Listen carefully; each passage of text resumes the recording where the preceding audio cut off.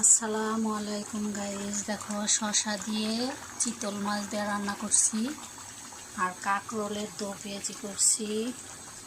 কাঁকরোল এভাবে দো পেঁয়াজি করলে অনেক মজা লাগে। তরকারিটা বসাইনি, এখনও বসাবো। রান্না হলে একবার কাঁকরোলটা তোমাদের দেখাবো। এই যে আমার কাঁকরোল রান্নাটা এখন হয়ে গেছে।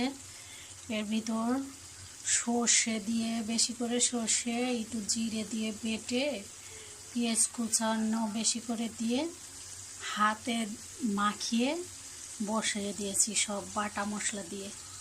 দেখুন কত সুন্দর। আর এই রান্নাটা শুধু তেলের উপর হবে। এই যে তেল দেখুন কত সুন্দর তেল বেরিয়েছে। এই যে নামানোর আগে একটু সর্ষের তেল দিয়ে দু তিন ফোঁটা একটু লেবু রস দিয়ে নামিয়ে নেবেন। খেতে ভীষণ মজা হবে।